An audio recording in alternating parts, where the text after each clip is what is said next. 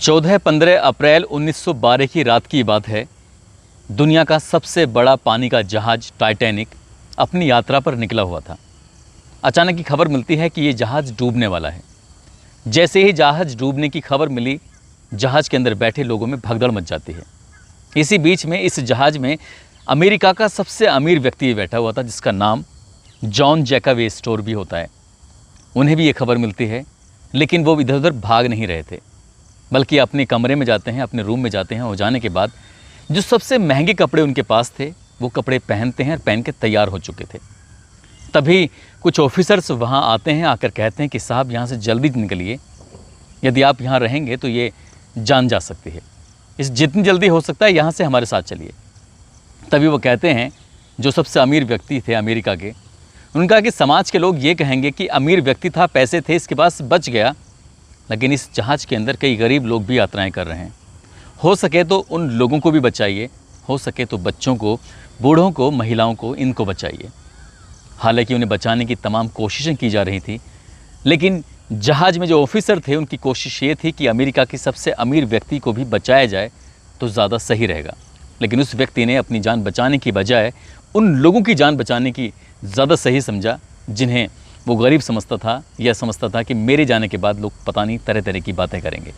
ऐसा दुनिया का कौन सा व्यक्ति है जो इस टाइटैनिक के बारे में जानना नहीं चाहता।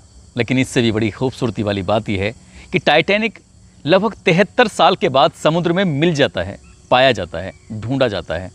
और जब ढूंढ लिया जाता है तो हर कोई व्यक्ति ये जानने की इच्छा जाहिर करता है कि अंदर जाकर देखें तो सही कि टाइटैनिक है कैसा।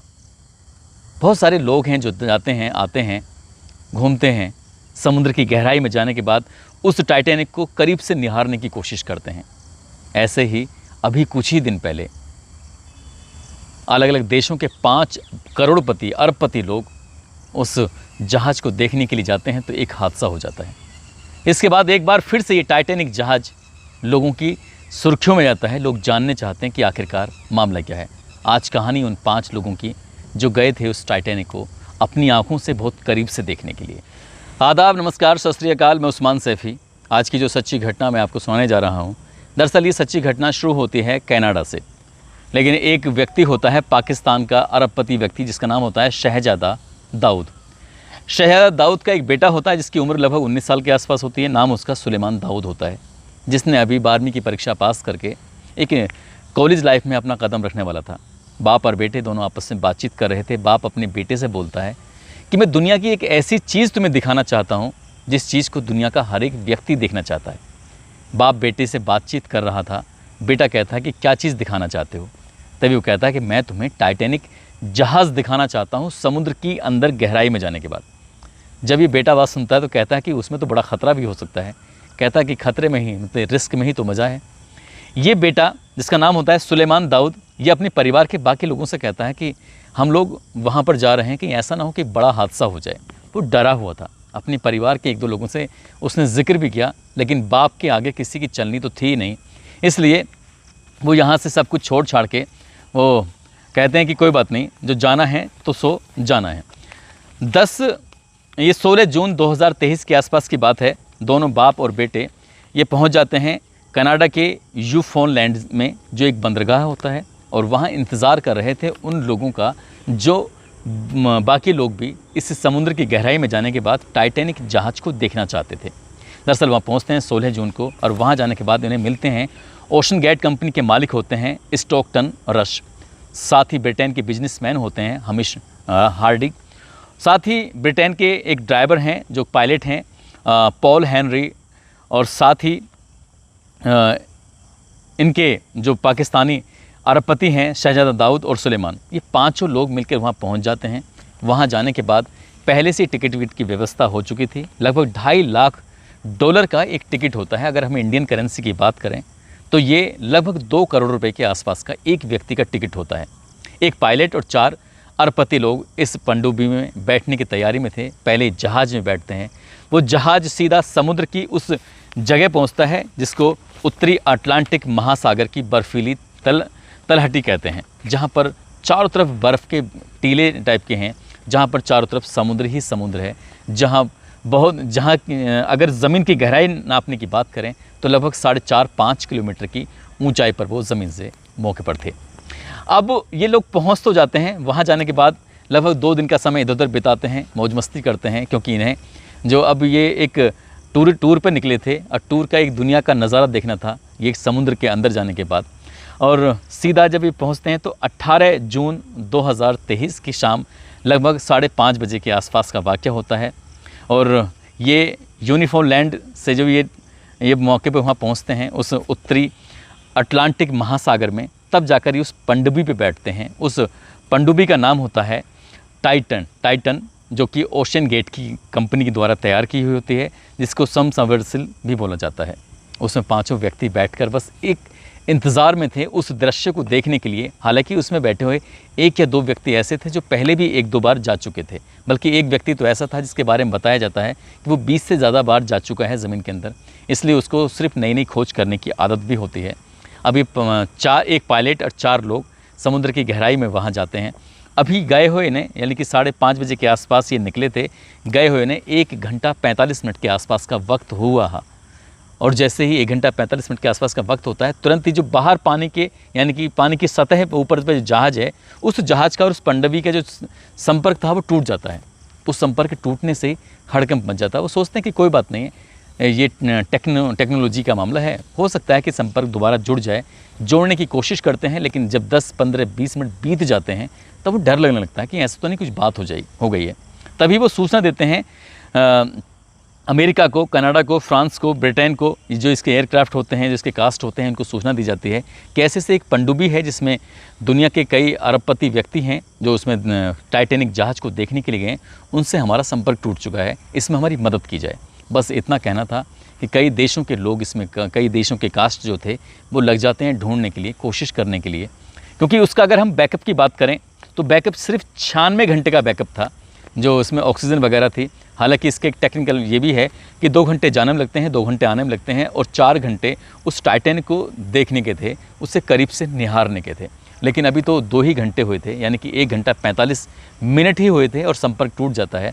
और उससे बाद संपर्क जोड़ने की लगातार कोशिश कर रहे थे, घंटे दर घंटे बीत जाते हैं। जब 96 घंटे बीत जाते हैं तब लगता है कि शायद अब संपर्क हो ही नहीं पाएगा, ऐसा ना हो कि इनके साथ कोई हादसा हो गया हो। दुनिया के कई देश ऐसे थे जो ये पता लगाने में लगे हुए थे कि आखिरकार वो सबमर्सिबल है कहाँ, वो पनडुब्बी है कहाँ, वो किस लेवल पर है, किस जगह पर है, ये ढूंढने की लगातार कोशिश कर रहे थे। रोबोट भेजे जाते हैं, जो दुनिया की टेक्नोलॉजी थी, जिस देश के पास जो था वो अपने अपने हिसाब से कोशिश कर रहा था। और 23 जून को आखिरकार सुबह का वक्त था, ये सूचना मिलती है कि जो उत्तरी अटलांटिक महासागर की बर्फीली तलहटी है, जहाँ पर ये टाइटैनिक है उसकी ज़मीन में, उससे 1600 मीटर दूर ये ओशन गेट का जो टाइटन एक पनडुब्बी है वो मिल जाती है। उसके 5 अलग अलग टुकड़े मिलते हैं, पीस मिलते हैं। जैसे ही ये सूचना मिलती है कि वो अरबपति व्यक्ति, जो वो बाप बेटे पाकिस्तान के अरबपति हैं, जो फ्रांसीसी है या ब्रिटेन का वो अरबपति व्यक्ति है, वो इस दुनिया में अब रहे ही नहीं। यानी कि जब ये यहाँ से गए थे तभी भी याद आता है, भी जांच पड़ताल शुरू हो जाते हैं कि एक धमाके की आवाज़ आई थी, एक ब्लास्ट की आवाज़ आई थी। वो ब्लास्ट किसी और का नहीं था, बल्कि उसी पनडुब्बी का था, जिस पनडुब्बी से वो टाइटैनिक की यात्रा, टाइटैनिक को देखने के लिए, टाइटैनिक को कभी करीब से निहारने के लिए गए थे। लेकिन अब शायद उन अमीर व्यक्तियों के जो चीथड़े थे या उड़ चुके थे, या फिर उनके शरीर वहाँ से निकल चुके होंगे, जिसकी वजह से या तो मछलियों ने खा लिए या फिर उनके जो ब्लास्ट में चीथड़े उड़ गए थे, जिसकी वजह से उनका अवशेष मिल नहीं पाए। अभी भी कई देश ऐसे हैं जो ये पता लगाने की कोशिश कर रहे हैं कि आखिरकार हुआ क्या था, ये ब्लास्ट हुआ कैसे था। ये क्योंकि ऐसा पहली बार नहीं हुआ। ओशन गेट कंपनी जो है ये ऐसे ही यात्राएं कराती है, ऐसे ही टाइटैनिक की दीदार कराने के लिए करीब से लेके जाती है। पहले भी कई बार लोग गए हैं, इनमें 1-2 व्यक्ति ऐसे थे जो पहले भी कई बार जा चुके थे। लेकिन अभी सवाल यही है, दुनिया के जितने भी देश हैं, जितने मुल्क हैं, 7 अरब से ज़्यादा लोग हैं, उसमें बड़ी संख्या में ऐसे लोग हैं जो ये दुआएं कर रहे थे कि जो 4-5 व्यक्ति हैं वो सही सलामत लौटकर वापस आ जाएं। लेकिन लोगों की दुआएं भी काम नहीं आई और पूरी दुनिया ने इस बात का अफसोस जाहिर किया। तभी पूरी दुनिया के लोगों को याद आता है कि आखिरकार ये टाइटैनिक का मामला जो है, ये टाइटैनिक है क्या। दरअसल टाइटैनिक साल 1909 की बात है। एक व्यक्ति होता है जिसका नाम होता है जे ब्रूस। ये कहता है कि मैं दुनिया का एक ऐसा जहाज़ बनाऊंगा, ऐसा जहाज़ जो समुद्र में चलेगा लेकिन कभी डूब नहीं सकता। यदि उसे डुबाने की कोशिश भी की जाएगी तो कभी डूब ही नहीं पाएगा। और वो उसको तैयार करता है, जिसको तैयार करने में लगभग $7.5 करोड़ का खर्च आ जाता है। उसको तैयार कराने के बाद 10 अप्रैल 1912 को ये पहली यात्रा पर निकला था।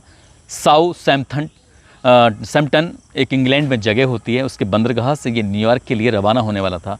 और उस इलाके का जहाँ तक ये सूचना गई थी कि दुनिया का एक सबसे बड़ा पानी का जहाज़ तैयार किया गया है, ऐसा कौन व्यक्ति था जो इस जहाज़ में बैठना नहीं चाहता था। और इसके लिए 2223 टिकट बिके थे। साथ ही जो चालक दल होता है, सुरक्षा गार्ड होते हैं और नौकर चाकर होते हैं, वो लोग करीब 3000 के आसपास में व्यक्ति बताए जाते थे जो इस जहाज़ में बैठने के लिए आतुर थे, खुशी से जाहिर कर रहे थे। वो कह रहे थे कि हम दुनिया का एक इतिहास बनने जा रहे हैं और दुनिया का इतिहास जब बनेगा तो उसके बाद फिर लोगों को बताएंगे कि हमने एक ऐसे जहाज़ में यात्रा की है। सब कुछ ठीक चल रहा था, लेकिन ठीक चलते चलते उत्तरी अटलांटिक महासागर में जब ये जहाज़ पहुंचता है तो वहां जाने के बाद एक बड़ा सा टीला, जो बर्फ़ का एक टीला था, वो दिखाई दे रहा था, एक पहाड़ दिखाई दे रहा था। तभी इसका जो कप्तान होता है एडवर्ड स्मिथ, वो इस जहाज़ के मालिक जे ब्रूस से कहता है कि ऐसा लग रहा है कि ये एक पहाड़ है बर्फ़ का, कहीं ऐसा ना हो कि हमारा जहाज़ इस पहाड़ से टकरा जाए और टकराने के बाद हमारा जहाज़ कहीं गिर ना जाए, इसमें कोई हादसा ना हो जाए। ये बात सुनकर जो इस जहाज़ का मालिक होता है जे ब्रूस, इसमें वो ज़ोर ज़ोर से हंसने लगता है। कहता है कैसी मजाक कर रहे हो, मैंने दुनिया का ऐसा जहाज़ तैयार कराया है जो जहाज़ कभी डूब ही नहीं सकता, जिस जहाज़ में कभी हादसा हो नहीं सकता।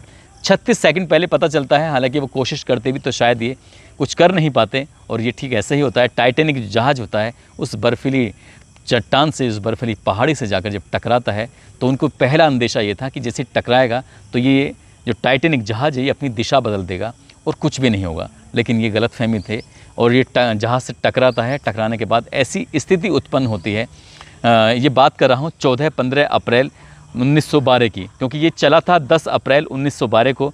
4 दिन तक लोगों ने खाया पिया, मस्ती की, नाच गाने। उसमें ऐसी क्या चीज़ नहीं थी उस जहाज़ के अंदर जो महसूस की जा सकती थी। ये अब से 111 साल पुराना पहले बनाया गया था। 111 साल पहले जो टेक्नोलॉजी थी उसमें इंसान तो इंसान, जानवर को भी ले जाया गया था, उन्हें इतिहास बनाने के लिए लेके जाया गया था। और ये 14-15 अप्रैल की रात लगभग 11:40 के आसपास की बात है जब ये टकराता है। उसके बाद ये चट्टान से टकराने के बाद जब ये डूबने लगता है तब लोगों को एहसास होता है कि अब ये डूब जाएगा। उसमें बचाने की कोशिश भी कर रहे थे, कुछ ऐसे यंत्र भी थे, कुछ ऐसे साधन थे जिससे बचाया जा सकता था। और बचाने की कोशिश में 706 लोग ऐसे थे जिन्हें बचाया जा सका और 1517 ऐसे लोग हैं जिनकी मौत हो चुकी थी।